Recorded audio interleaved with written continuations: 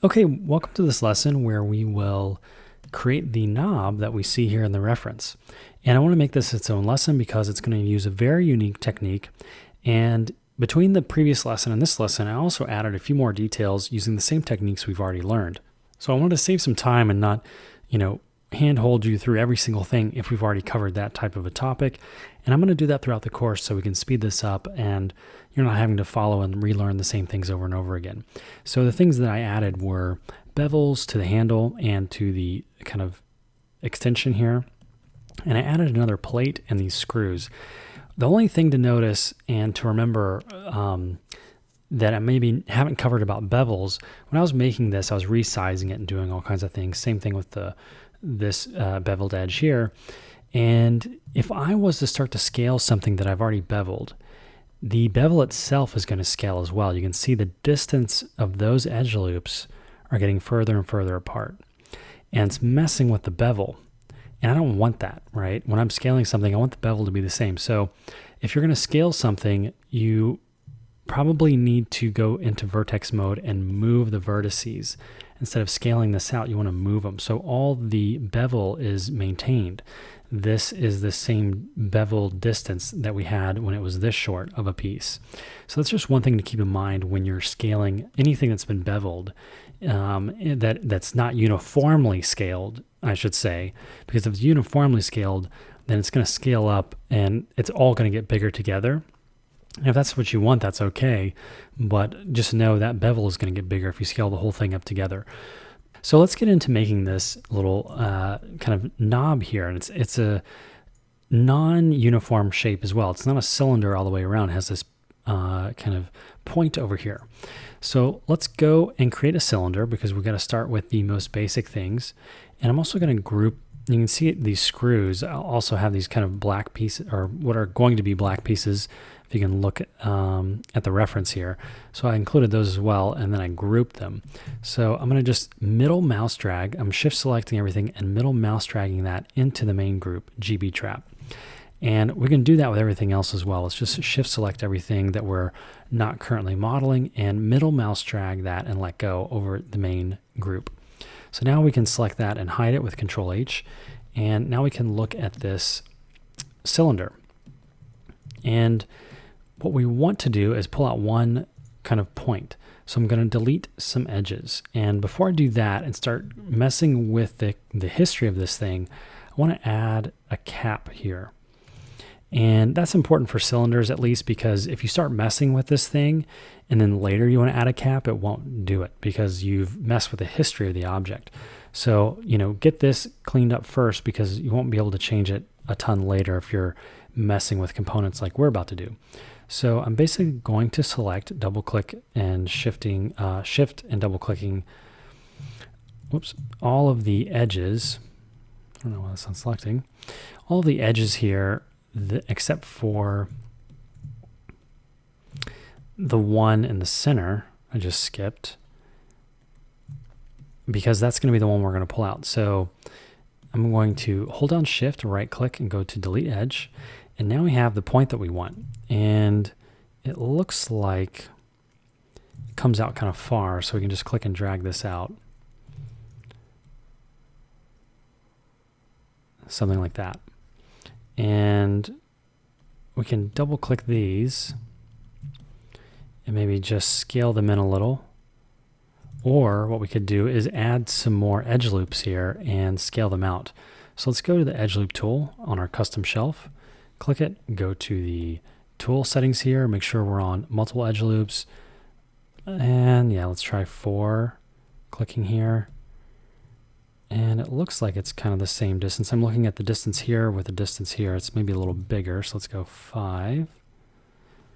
Whoops, just type that in. Click one time. That looks a lot closer. So now we have kind of remade that kind of uniform distance here. You can see it doesn't go all the way to the center. And this is a goofy thing about cylinders and why we made that cap at the very beginning. Because it wouldn't make these edge loops later if we didn't. But, that's just some quirky modeling stuff. And I'm trying to help you avoid that in the future. So One thing we can do here is scale this out just a little bit. And, you know, we just did those two, so now it's not a flat surface all the way to the end. But, you know, again, that's no big deal. We can just, we do things and then we change it back, and it's very adaptable, and you need to be the same in your knowledge and application of everything that you know for modeling. So you can kind of do whatever you need to do, and you're not kind of constrained by the tools or the decisions you make. You can just kind of go with the flow. So now we have the general shape of this thing. The big question is, how do we make the kind of a ribbed looking kind of cylinders here all the way around? And so we'll address that first. Let's deal with this. It looks like it's kind of a beveled edge here. It's kind of rounded. So let's bevel the edge first. So I'll double click this and I'll double click that. And let's look at the point is probably beveled too here. So let's go to bevel and let's go to the input here for bevel and drag out a few more segments and then change the fraction a little bit. It looks like it's snapping around, so I'll just click the kind of pie chart here to go to a slower fraction. And I'm not entirely sure why it's freaking out, so I just clicked here and now I'm middle mouse dragging in the viewport. So again, you just kind of have to adapt with however, if it starts acting goofy, you can just route around that problem and not have to worry about it. Cool. So now we have that done. The only thing I would comment on is possibly using higher subdivisions at the beginning, because now you can see there it's kind of faceted here. It's not totally round all the way around. One trick you can try is hitting 3 on your keyboard, and that will smooth the model.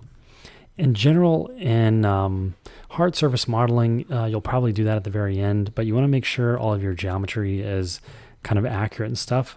In this kind of series of lessons about the Ghostbuster trap, I'm trying to model things in a way that we don't have to rely on that, and that we can be a little more sloppy with our geometry.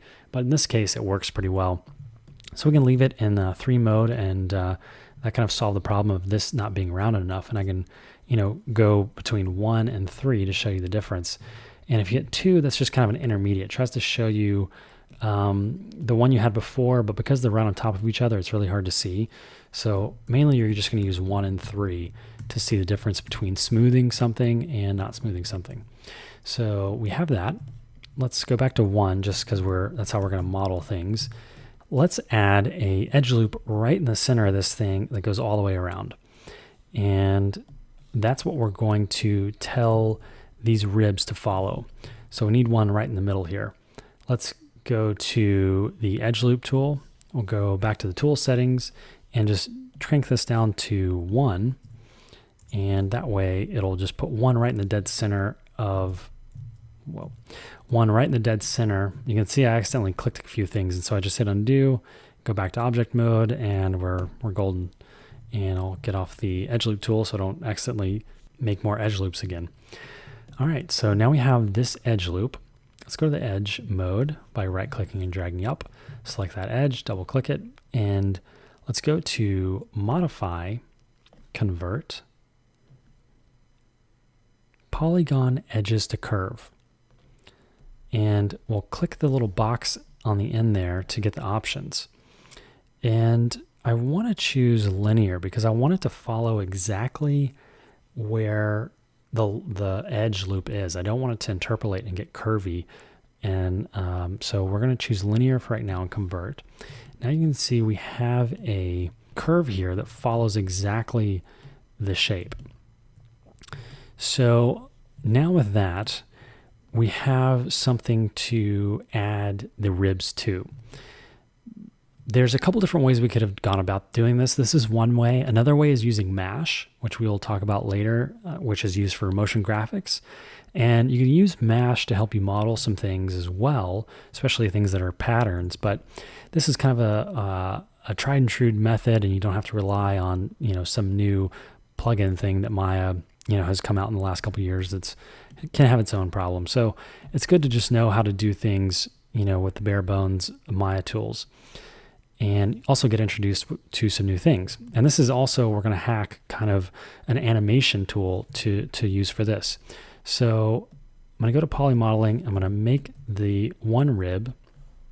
So I'm going to scale it down. I'm just going to pull it over here so I can see it, and scale this all the way down, make this a little bigger, drag it over here so I can kind of see the size and see, it almost goes all the way to the edge. So let's just scale it up to about there.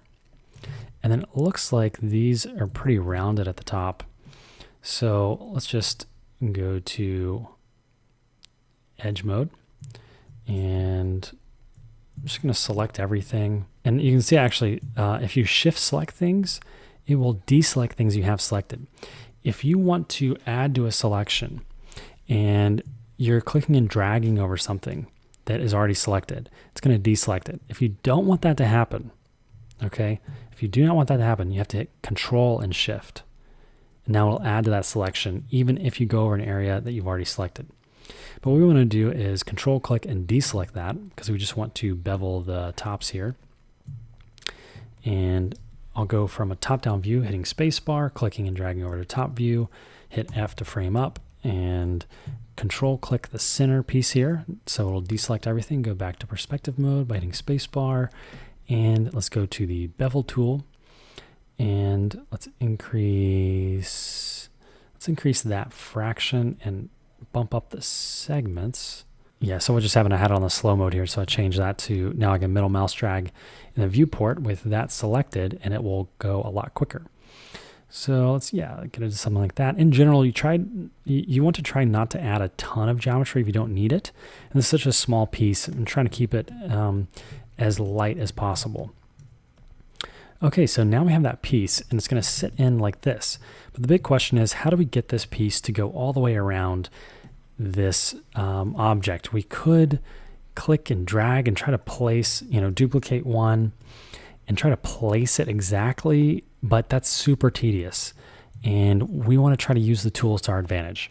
So let's go to the animation window here. We've been modeling. Now let's go to animation, and let's click the poly to curve tool, and let's shift click the cylinder. Let's go to constrain, and we'll go down to motion paths. And I'm just going to tear this off. Attach to motion path. So what we have now, if we click and drag the timeline, even though we're still in the modeling course, don't get confused. Even though we're using the timeline and we are in animation now, we're using this to help us model. So what we've created is that this follows the path. If I select these two things and I isolate it here, you can see this, and you can see it says 120 here.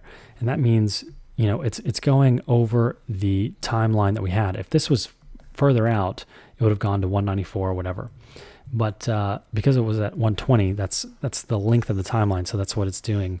It's going to animate over the length of that, okay? So we have this. Now, the thing we want to do is, if you notice, if you hit play over here, it starts slow, it speeds up, and then it slows in. Slow, speed up, slow in. Okay, we don't want that. We want it to be linear, because we're going to use this. We're hacking this. We want it to have even intervals around this piece, and we're going to duplicate this thing around. And if it starts slow here and we're trying to go at even intervals, there'll be a lot more of these at the beginning, and they'll be further spaced out here. So we want this to go at the same speed all the way around. And the way we do that, and again, this is kind of animation stuff, but when you learn 3D, you need to know a little bit of everything to create things. So you can see we have this motion path here. We have the curve selected. Now we have an output for the motion path. If we click that, we can see this little red dot. And that means there's a keyframe. And now that we toggled this down, we also have these red dots on the timeline that weren't there before. So there's a couple different ways we can change the handles of this, so it'll be the same length, the same speed through the whole length of this timeline. But we could do it here in the timeline, but I want you to see it visually since it's the first time you're introduced to this stuff. We'll go to Windows, Animation, and we'll go to the Graph Editor. This will open up a new window, and now we see a motion path 1 U curve, and that's what we were looking at over here, motion path 1 U value. And you can see it starts slow, speeds up, and ends slow. So I'm clicking and dragging the kind of vertex here, the keyframe, and I'm selecting this one, and I want to go and hit this straight line here, and it's going to straighten that out. So now we can close this. We'll learn all about animation and graph editor more later, but for right now, that's all we need to know. So if we play this back, now it's going to go the same speed all the way around. When this loops, you won't be able to tell a difference with the speed. See, now it just goes all the way around and there's no speed changes, and that's exactly what we want. Perfect. Okay, so if we go back to the Animate tab here, we're under Animation, and we go Visualize, Create Animation Snapshot. I'm going to open up the option box here, and what we want to do is go the entire length of this thing. So we'll add 120 because that's the timeline over here. We're at 120. We'll go start to end.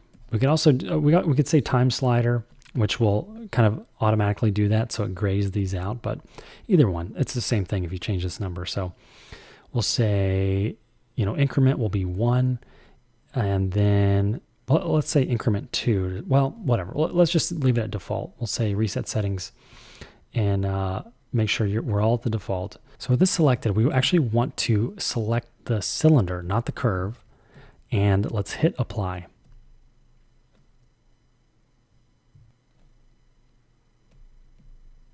So when we unisolate this, now when we can see what we've actually made. So it made way too many of these things. So let's go and unisolate this. And with the cylinder selected, let's say an increment of 2 now instead. We'll hit apply. It'll take a second, and now you can see these ribs. And that looks a lot closer to what we need and what is showing up here. So the only thing that I would say is that maybe these need to be closer into the object, like they're poking out too far. So one way we can do that, let's hit undo. We'll go to the curve and let's isolate it. And I'll right click and say Control Vertex, click and drag these. So let's hold down D and X and middle mouse snap it to the center. So now when I scale this down, everything should scale from the center, okay?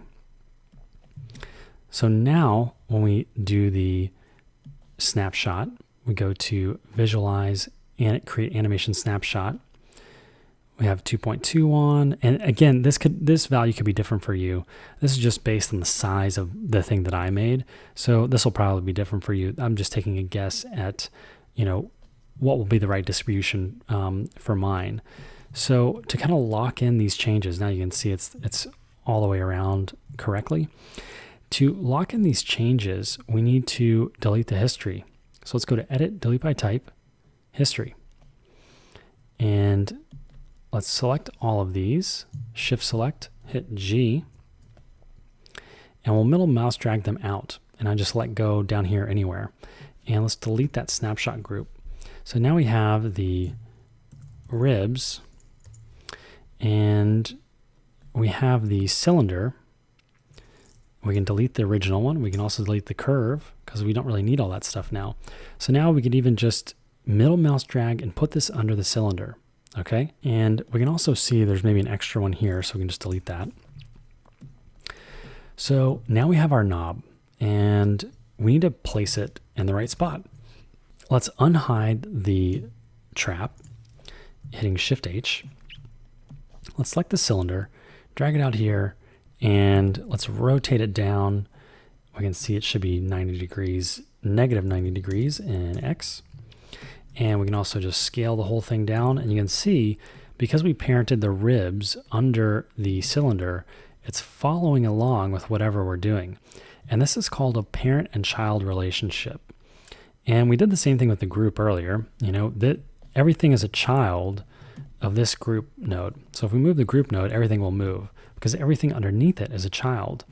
And you can do that by middle mouse dragging things in the outliner.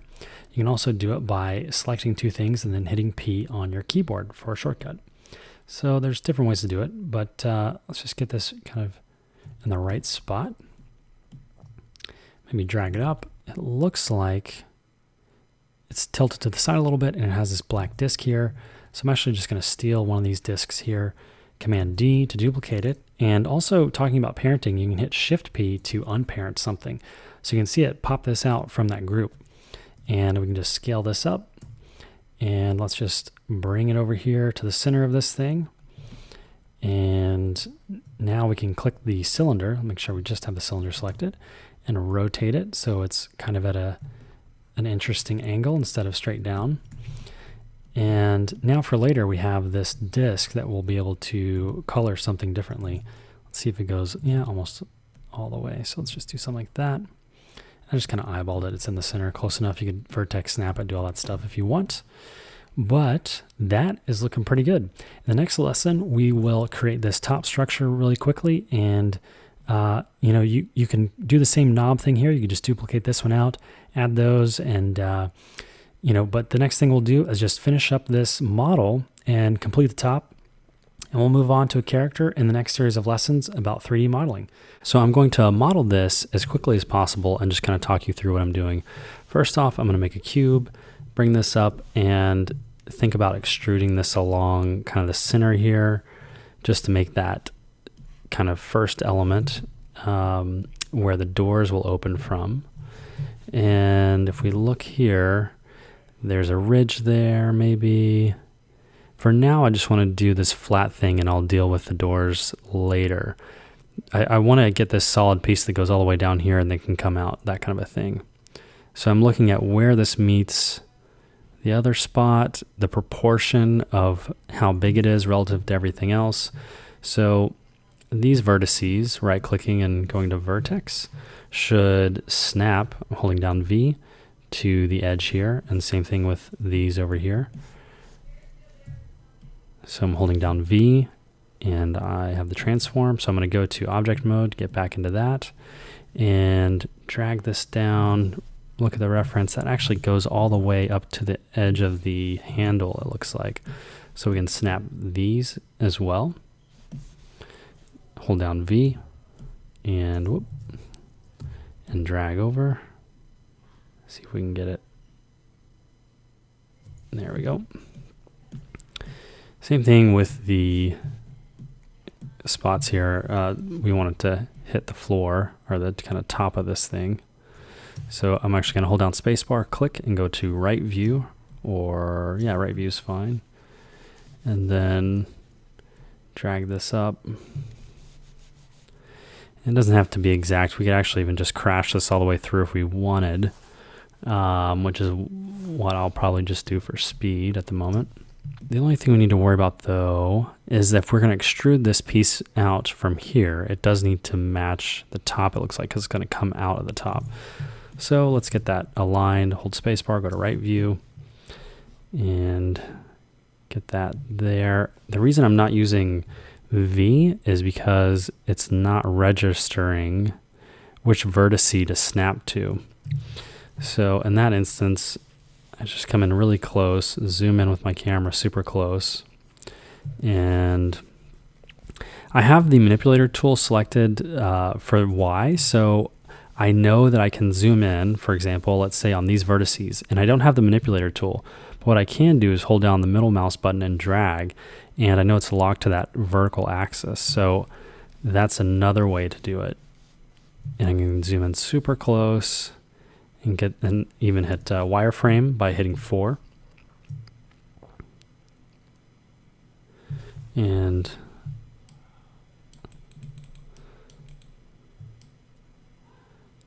there we go. Oh my gosh. Okay, there we go. Okay, hold down spacebar, click, go to perspective view, hit 5, and then we can extrude this out, but first we need an edge. So I need to go to my custom shelf, hit an edge in here, and we have the tools set so it does multiple loops. So I'm just going to turn that off, go to the relative distance, and just kind of drag this somewhere in here, and double click it, go back to the reference. It looks like it's pretty close to the edge. So I'm going to drag this all the way here. And what I'm looking at is this is going to be extruded outward. I don't know if you can see my mouse that well, but this needs to be pretty far to the edge. Might have to move all of this as well. So drag this out. Let's just drag, doesn't really matter. Let's drag it here and then go to face. I'm going to select both sides and extrude this out. I'll turn off the tool window here so we get more screen real estate. And I'm just going to drag this out, and I think it goes, oh no, it's on just on the inside. So we'll go here, and we'll select these faces, and we'll extrude it out just past the edge here. So we'll extrude again, just past the edge, and then it looks like we'll extrude again and then scale it down. So let's hit G, because we can just extrude again, and then I'm going to hit R to go to scale this down to get that edge there. It looks a little more blocky than what I have. So I'm going to bring it out a little more, maybe scale it back. That looks closer. Then we have the flat edge, and then this one comes out. There's a little corner here. So that one also goes down. So we can make an edge loop here and extrude out that face from this corner and this corner. So we need an edge loop that goes here, and we need an edge loop that goes down this area, kind of that would cross this axis there and there. And we might actually be pretty close with these. Let's see. That distance I'm looking at, it might be actually this one is pretty darn close. The only problem is when we scaled in, these scaled in with it, so we can scale these back out. And it looks like we might have a situation where we, yeah, oh, the faces weren't kept together, that's why. So let's undo this. And this is an important part of extruding and keeping the faces together when you need it. So let's go back to extrude, and keep faces together is off. And I just wanted to take a second to show you where to change the defaults for the issue that I'm having with setting the keep faces together on. If we go down to modeling, we can say keep faces together, and that's going to be the default now. We'll hit save, and that's that. So when I hit extrude, I'm going to turn on keep faces on now. So now it will behave correctly. And because I know we're going to want to extrude this next one by hitting G, instead of scaling in on all the faces so that these edge loops stay straight, I'm just going to grab these two edges and scale them in, because I want to keep those inward edges straight, because what we're going to do now is add an edge loop here. And if those were crooked, it would follow it here, right? And we don't want that. So to get an even edge loop on both sides, I'm going to go back into the tool and turn on multiple edge loops and crank this up. And there we go. And then just double click all of these. Actually, we want that's the one we want to keep. So I'm just shift double clicking all of these really quickly. And it may seem tedious, but it's a surefire way to know that they're evenly spaced. So I'll leave that last one, shift, right click, drag, delete edge. And now we have that kind of buffer that we can extrude this other piece from. So I'm going to select these, and you can actually see where I made room for here in between the last lessons, and I added this plate, and we can move that later to match this width. So I'm going to hit extrude again and make sure keep faces together is on. And because they're all going in kind of different directions, I'm going to use the slider here and just crank up the thickness. And now we can kind of play. Let's look at this. This is a flat edge, so it's more of a triangle. And Same down there. So there's a couple of different ways we can go about resolving that triangle. Let's do a little multi-cut. I think this is the right amount of distance. That's what this kind of piece here could be pushed back a little bit. It looks like here. I don't really care about this face being a weird angle now because I'm going to delete it in a second anyways. I'm just looking at this gap here, making sure it's the right distance. All these little things add up, right? You know, again, we're just kind of approximating this, but those little details are kind of nice to hit. So I'm going to delete these faces here in a second, but what I'm going to do first is use the multi-cut tool and just draw a line between those two areas and create a new little triangle here. And you'll see why in a second, because we're going to delete all the faces up top. So I'm going to go to the face mode by right-clicking, dragging to face, go to Q or W. I'm going to turn this off, and shift-click these faces and delete them. We can also take those away, delete those, and it looks like I snagged a straight face here. And that's one thing I just kind of do by habit. I like spin around as soon as I delete faces because I want to make sure I didn't do something like that. And if you're using 4, you could also toggle on 4 real quick and you'll see that kind of red area pop up as a selection. So then we're going to use the append polygon tool, click an edge in here, and now you can see the arrows working a little better and which direction we need to click the edges. And once we get that flat plane, now we can hit enter. So we do have this kind of weird normal issue that we have dealt with before.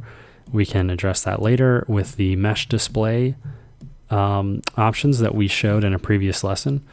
But let's just keep finishing up the model here. I'm going to adjust these by going to the vertices and clicking and dragging those.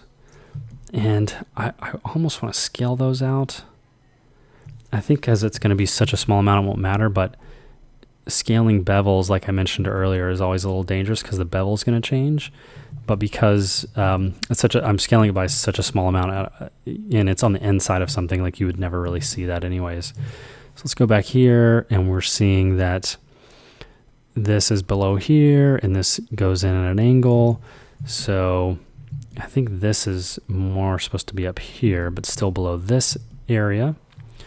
And we can just select these and drag those in and down because we're just going to crash that right into the other model just for speed's sake.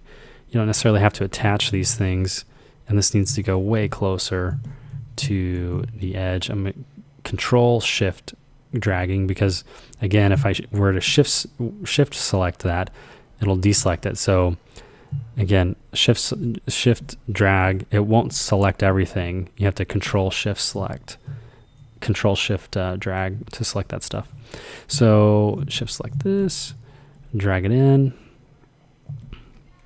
And one issue you can see here remaining is the fact that because we didn't click that last edge here, it didn't line up with this vertice, and that's something we can fix pretty easily and quick here in a second. So I'm going to get the multi-cut tool and go based off of this vertice. I'm just going to click this over here somewhere. Whoop, it's going through the model. Look away from it so there's nothing behind it. And enter. And then I'm going to select that and vertex snap it by holding V and middle mouse dragging over to that vertice. And now we've got it. And here's a new thing that we're going to learn is how to merge vertices. So I'm going to I'm just going to click and drag select. So I now have both of those vertices selected. I'm going to go to edit mesh, merge. And there's kind of a threshold distance. So depending on the scale that you're at, it may or may not work, but you can hit apply. And then you can see that the normals kind of change. They flash there for a second. So that makes me think that it worked. But you can always test it by dragging an edge or something around. And it thinks I have something clicked when I don't. That's always fun. So to make sure this gets in line, we can just drag this up for now. Let's see. Is there a... No, it's a straight line. So we could eyeball this, or we could just delete this and redo the append to polygon thing, so that we know it's a straight line. But I'm not too worried about it. It's pretty straight based on, you know, my eye at least. It's pretty darn close. Okay, now we have this kind of interior face set up. We can extrude that out, or we could model it on its own. It really depends on whatever you want to do. But the other thing I want to go ahead and do is just bevel all of these edges. So I'm going to go ahead and also make this thing before I do that. So I'm going to select this face, I'm going to extrude, and then I'm going to scale in slightly in this direction, and in that direction maybe. And I'm going to hit G again, and it doesn't matter if I keep faces together on because it's just a single face. I'm just going to smash that through. And we can also make it a deeper hole if we wanted to by doing the same thing here. So let's isolate select this piece. I'm going to go to the object mode, select that piece, and go to isolate select. And we can see we have a lot of faces here that we would need to extrude down. So that's something you can do as well to make that a deeper hole. But I think so I'm going to undo isolate select, and we can pick this up in the next lesson where we will bevel these edges, create the doors, maybe clean this up so we don't have this issue, and in a later lesson we're going to make a cord for this thing. And yeah, so we're moving right along. Thanks for watching.